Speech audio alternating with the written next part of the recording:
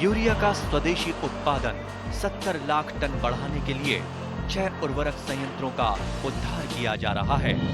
FCIL के गोरखपुर, सिंदरी, तलचर और रामागुंडम संयंत्र, HFCL की बरौनी इकाई और BVFCL की नामरू फोर्थ।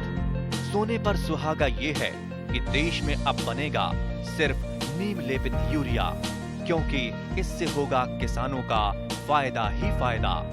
अनाज का उत्पादन 10% तक बढ़ेगा।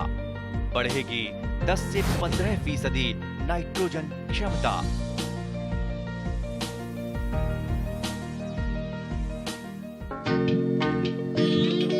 प्राकृतिक जलसम्पदৰে পৰিপূৰ্ণ অসমত মীন পালনে যথেষ্ট সম্ভাৱনীয়তা বহন কৰি আহিছে। এনে এটা সম্ভাৱনাপূৰ্ণ জল উৎস হ'ল সৰু-বৰ বিলসমূহ। এই বিলত সম্পূৰ্ণ বহনক্ষমভাৱে মাছ উৎপাদনৰ সম্ভাৱনীয়তা আছে। অসম চৰকাৰৰ মীন বিভাগে অসম কৃষি বাণিজ্য আৰু গ্ৰাম্য ৰূপান্তৰকৰণ প্ৰকল্প অৰ্থাৎ এপাৰ্টৰ জৰিয়তে সমূহীয়া বিল উন্নয়নৰ ব্যৱস্থা কৰিছে। তেনে এটা সমূহীয়া বিল হ'ল মৰিগাঁও জিলাৰ চাৰিপুনীয়া বিল। প্ৰায় 7 হেক্টৰ পানীকালিৰ এই সমূহীয়া বিলৰ জৰিয়তে চাৰিপুনীয়া গাঁৱৰ বিল উন্নয়ন সদস্যসমূহে বছৰি প্ৰায় 13 পৰা 14 লাখ টকা আয় কৰিব পাৰে। এপাৰ্টৰ জৰিয়তে উন্নয়ন কৰা এই সমূহীয়া চাৰিপুনীয়া বিল উন্নয়ন সমিতিৰ সভাপতি ধ্ৰুৱচন্দ্ৰ দেউৰীয়ে তেওঁৰ অভিব্যক্তি প্ৰকাশ কৰি এনেদৰে কয়। এই বিলখনৰ নাম কি বাৰু? এই বিলখনৰ নাম হ'ল চাৰিপুনীয়া বিল। চাৰিপুনীয়া বিল। এনে কিমান মান পৰিয়াল জড়িত আছে? ইয়াত আমি বৰ্তমানে 250 ঘৰ পৰিয়াল আছে। 250। গতিকে চাৰিপুনীয়া বিলৰ অন্তৰ্গত প্ৰায় 250 পৰিয়াল আছে। 250 পৰিয়াল আছে। হয়।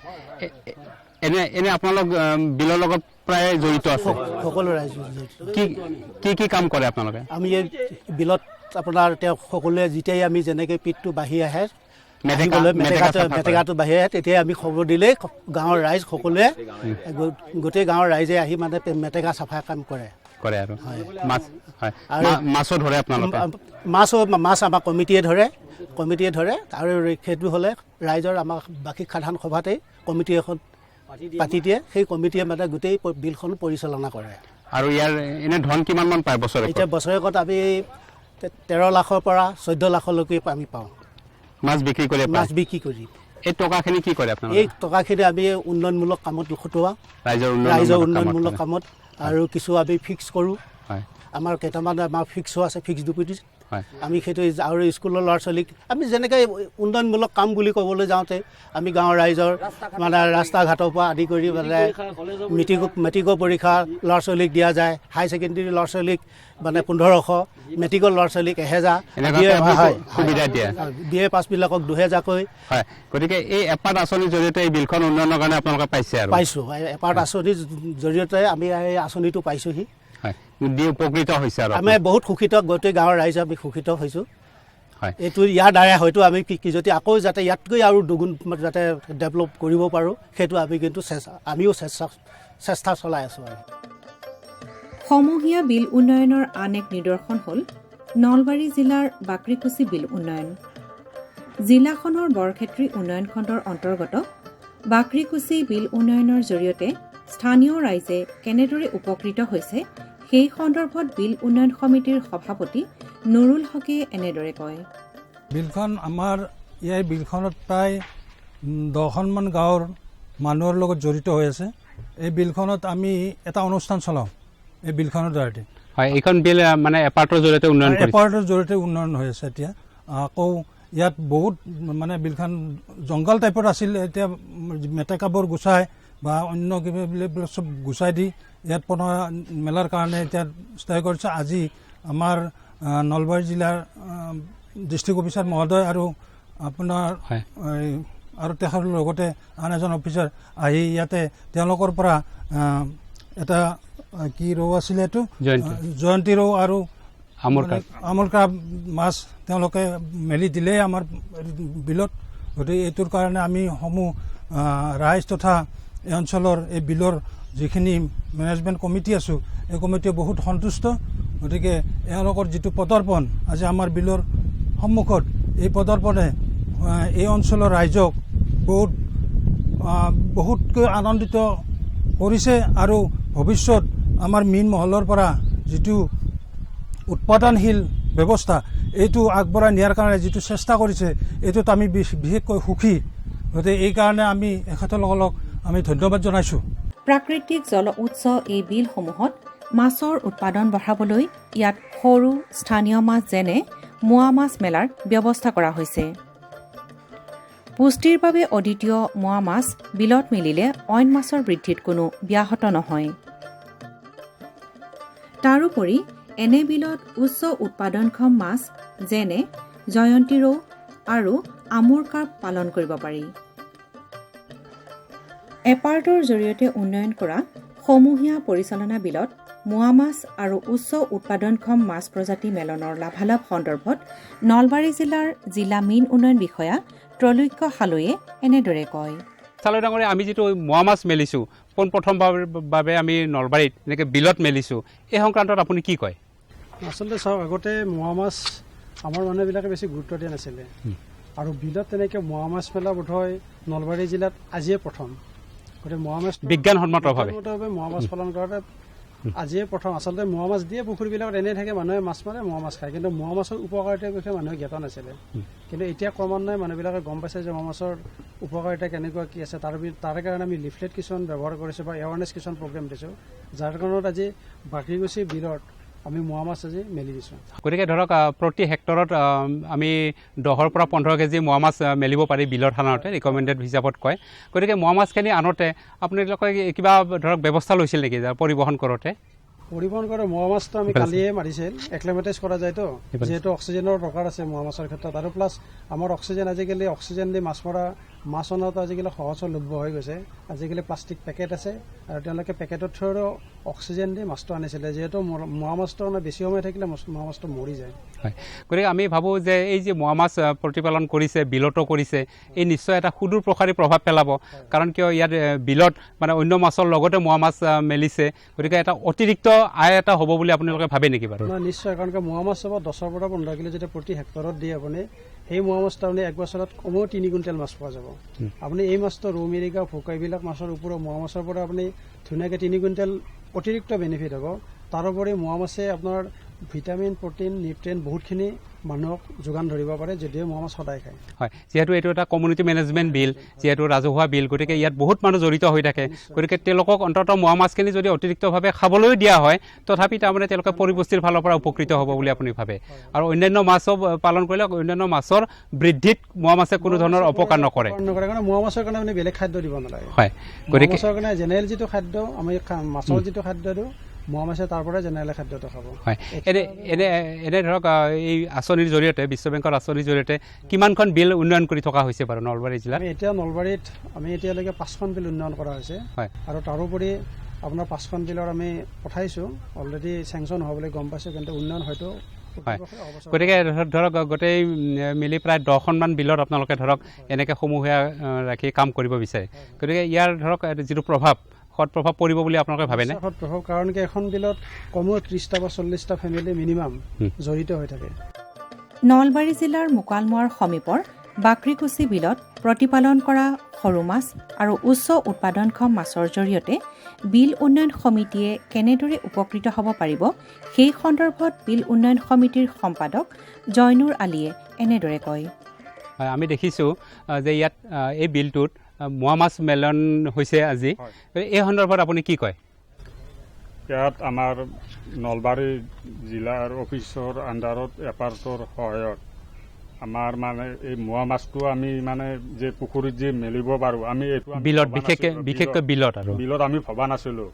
আজি আমাৰ বিষয়াসকল আহি আজি আমাক মানে এই পৰামৰ্শটো দিলে যে বিলত মোৱা মাছটো মানে মেলিব পাৰি। হয়, গতিকে আপোনালোকৰ এনেই বিলখন কিমান হেক্টৰ বাৰু?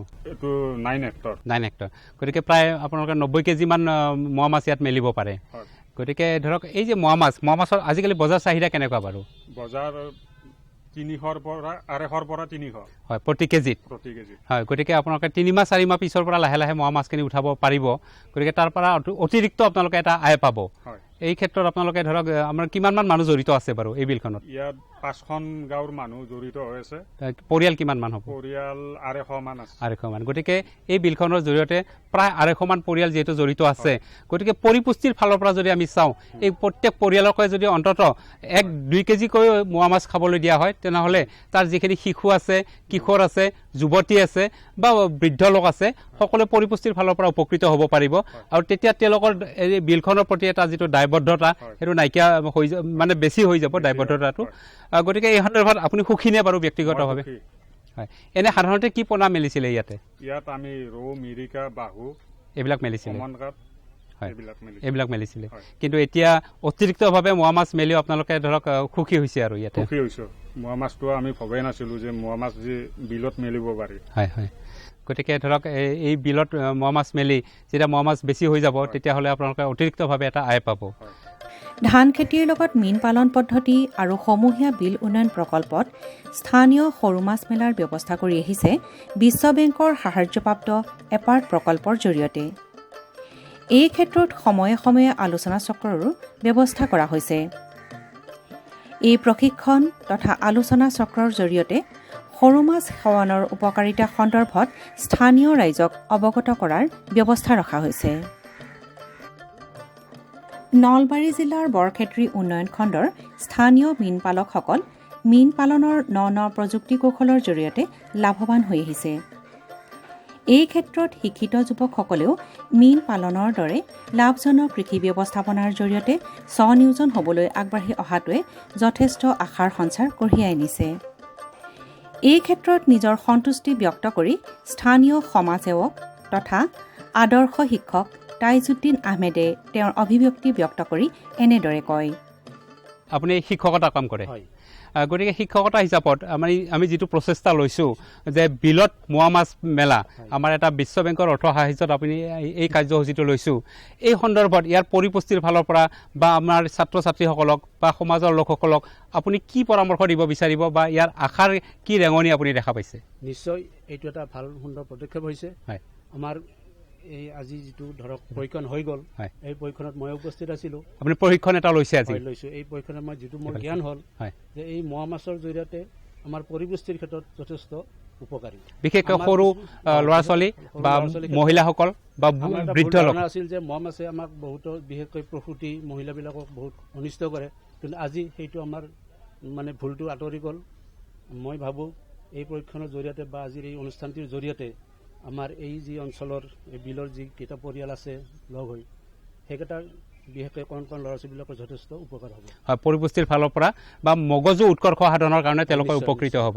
গতিকে এই যে ধৰক এনেই আমাৰ বিল খাল যথেষ্ট আছে নলবাৰী জিলাত, এই যে এইবিলাক জেগাতো অন্য মাছ ডাঙৰ হোৱাটো মোৱা মাছ থাকিলেও যাতে কোনো অপকাৰ নহয়, এই কথাটো আপোনাৰ বোধগম্য নাছিল আগতে? নাছিলে, চাইণ্টিফিক ধৰণে যে দিব পাৰি এই কথাটো মই আজিহে কৰিলোঁ। হয়, গতিকে আপুনি এনে কি পৰামৰ্শ দিব বিচাৰে? ধৰক এই যিটো পদক্ষেপ বা মোৱা মাছৰ জৰিয়তে আমাৰ যিবিলাক জনসাধাৰণ আছে, পাব্লিক আছে, তেওঁলোকে যাতে সজাগ হয়, আমাৰ ল'ৰা ছোৱালীবিলাকক যাতে মোৱা মাছ যথেষ্ট পৰিমাণে খুৱায়, তাৰ বাবে মই অনুৰোধ জনাইছোঁ।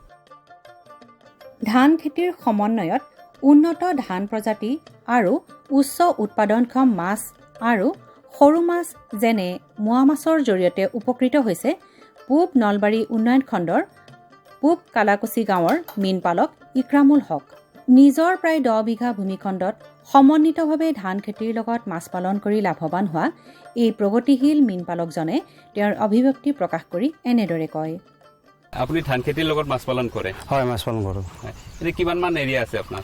মোটামুটি 25 পৰা 30 বিঘামান আছে। হয়, এনে আপুনি এপাৰ্ট আঁচনিৰ অধীনত কৰিছিল নেকি? আগতে কৰা নাছিলোঁ, এতিয়া কৰিছোঁ। 19-20 পৰা আৰম্ভ কৰিছোঁ আমি। কৰিছে? হয়। ধান খেতিৰ লগত মাছ পালন কৰে? হয়, ধান খেতিৰ মাছ পালন। এনে আগতে কি ধান কৰিছিল? আগতে এনে নৰ্মেল ধানটো কৰিছিলোঁ, জয়া চালফা মানে ঘৰুৱা নাম এনেকৈ কৰিছিলোঁ। এতিয়া এপাৰ্টৰ আণ্ডাৰত যিটো সুবিধা পালোঁ, আমি বিনা 11টো কৰি আছোঁ বৰ্তমান। ধানটো বিনা 11 কৰিছে। আৰু আমি দেখিছোঁ যে আপোনালোকে মাছো অলপ উন্নত মাছ দিছে। হয়, উন্নত মাছ দিছে। কি কি মাছ দিছে? আগতে আমাৰ লোকেল কমন কাপটো দিয়া গৈছিলে, এতিয়া আমি এপাৰ্টৰ আণ্ডাৰত এতিয়া জানি পেলাই আমি আমন কাপটো দিছোঁ এতিয়া। আমন কাপ? হয়। এতিয়া তাৰোপৰি আমি এতিয়া ধৰক যিটো পানীৰ যিটো প্লেংটন আছে সেইটো খোৱাৰ কাৰণে আমি মোৱা মাছটো দিছোঁ এতিয়া। মোৱা মাছ দিছে? আমি আগতে জনা নাছিলোঁ এইটো। আগতে মোৱা মাছ এনেকৈ দিয়া নাছিল, এতিয়া মোৱা মাছ? এতিয়া মোৱা মাছ দিছোঁ। গতিকে ধৰক তাৰ পৰা আপোনালোকে অতিৰিক্ত আয় পাইছে নেকি? আয় পাইছোঁ। মোৱাও পাইছে মোৱাও পাইছোঁ। এনে মোৱা বিক্ৰী কিমানমান পায় বাৰু হেৰি বজাৰত দাম? বজাৰত মোটামুটি 400লৈকে যায়, কেতিয়াবা 500লৈকে যায়। হয়, সেইটো অতিৰিক্তভাৱে অতিৰিক্ত পাওঁ সেইটো। আগতে আমি গম পোৱা নাছিলোঁ এইটো। আমিতো এনাই আৰু গাঁৱৰ মানুহে এনে খাবৰ কাৰণে লৈ গৈছিল। এতিয়া আমি ব্যৱসায় লৈ এতিয়া ব্যৱহাৰ কৰিছোঁ আমি। তাৰমানে সেইটো অতিৰিক্তভাৱে এইটো আমাৰ উপাৰ্জন হৈছে। উপাৰ্জন হয়। উল্লেখযোগ্য যে পৰিত্যক্ত অঞ্চলত ধান, মাছ সমন্বিতভাৱে মীন পালন কৰিব পাৰি যদিও বিশ্ব বেংকৰ অৰ্থ সাহায্যত ৰূপায়িত এপাৰ্টৰ জৰিয়তে বিজ্ঞানসন্মত ধান, মাছ পালনে এক নতুন দিগন্তৰ সূচনা কৰিছে। নলবাৰী জিলাৰ পূব নলবাৰী উন্নয়ন খণ্ডৰ মীনপালকসকল ধান, মাছ পালনত আগবাঢ়ি আহিছে। নিজৰ অভিজ্ঞতা ব্যক্ত কৰি প্ৰগতিশীল মীনপালক চুলতান হাকিমুল হকে তেওঁৰ অভিজ্ঞতা প্ৰকাশ কৰি এনেদৰে কয়। আপোনালোকে ধান খেতিৰ লগত মাছ পালন কৰে? ধান খেতিৰ লগত মাছ পালন কৰি আহিছোঁ। আগতে ধৰক কেনেকুৱা কৰিছিল আৰু বৰ্তমান কেনেকুৱা? আগতে এনেই নৰ্মেল ধান, বাকী মাছটো মানে আমাৰ এই ইমান উচ্চ ধৰণৰ মানে দিয়া নাছিলোঁ। এতিয়া অলপমান উচ্চ জাতত দিয়া যায়। ওচৰতে কি দিয়ে এনে? এতিয়া এইটো জয়ন্তীৰো বা এইটো আমুল কাৰ্ড সেইবিলাক দিয়া যায়। তাৰ লগত মহটো যোৱা বছৰৰ পৰা মহটো তাৰমানে কৰা গৈছে, মহ মেলি দিয়া গৈছে। মহটো মানে এক্সট্ৰা এটা মানে পইচা আহে, এইটোৰ এক্সট্ৰা ইনকাম এটা আহে। হয়, গতিকে এনে ধৰক তাৰ পৰা আপোনালোক বেছিকৈ লাভান্বিত হৈছোঁ। আগতে ধান খেতিও এনেই আমাৰ এই থলুৱা জাতটো কৰিছিলোঁ, এতিয়া উন্নত জাত কৰা যায়, বিনা 11 কৰা যায়। এইটোৰ পৰা আগত মানে বিঘাৰ মাটিত 10-12 মোন সেনেকুৱা হৈছিল, এতিয়া 25 মোন, 30 মোন, 35 মোন, 40 মোনলৈকেও যায় কেতিয়াবা এনেকুৱা আৰু। গতিকে ধৰক এই যে মোৱা মাছৰ এইটো কেনেকুৱাকৈ দামত বিক্ৰী কৰে? এইটো ভাল বজাৰ পোৱা যায়। এনেদৰে ৰাজ্যখনৰ নিবনুৱা যুৱক যুৱতীয়ে মীন পালনৰ ন প্ৰযুক্তিৰে মীন পালনত আগবাঢ়ি আহিলে ৰাজ্যখন মীন উৎপাদনত স্বাৱলম্বী হোৱাৰ লগতে অৰ্থনৈতিক বুনিয়াদ টনকিয়াল হ'ব বুলি আশা কৰিব পাৰি।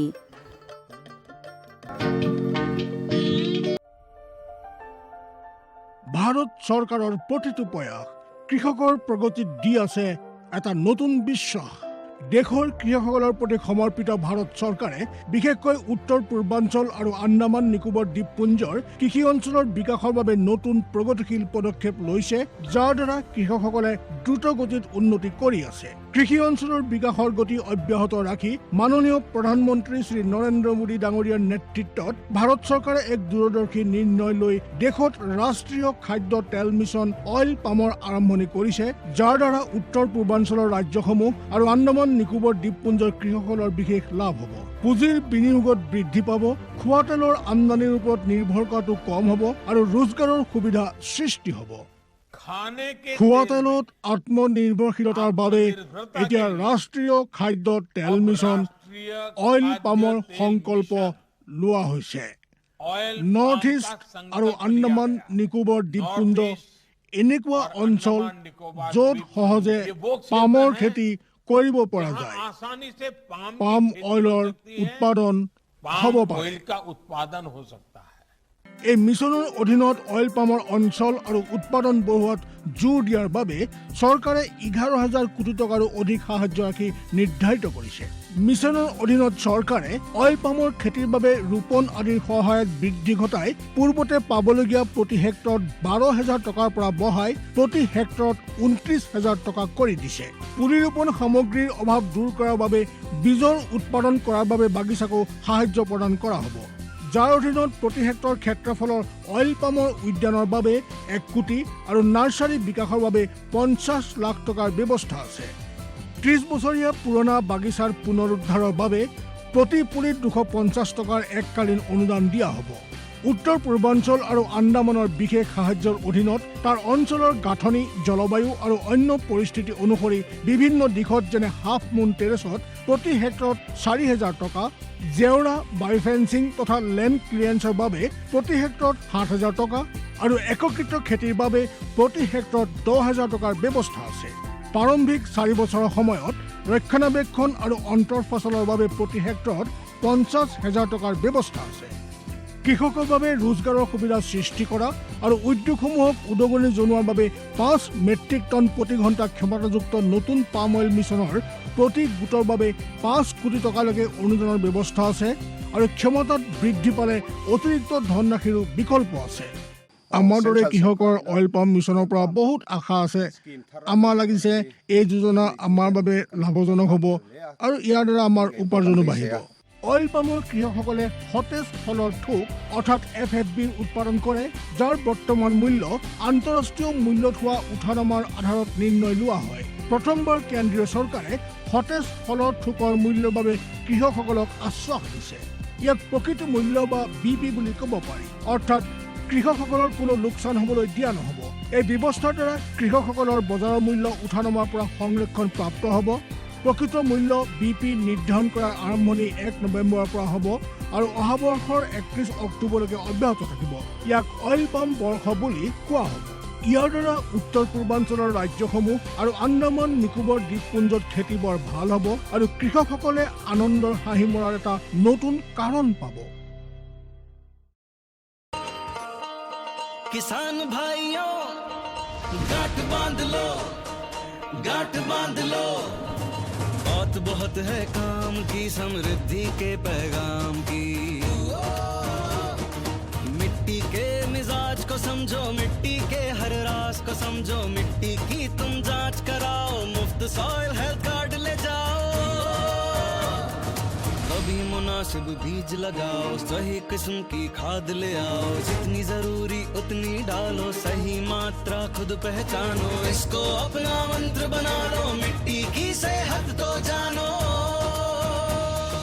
बात बहुत है काम की, कम लागत अधिक वरदान की। किसान भाइयों गांठ बांध लो, आज ही मिट्टी की जांच कराएं, राज्य सरकार के कृषि अधिकारी से संपर्क करें और मुफ्त में सॉइल हेल्थ कार्ड पाएं। कृषि और किसान कल्याण मंत्रालय द्वारा किसान हित में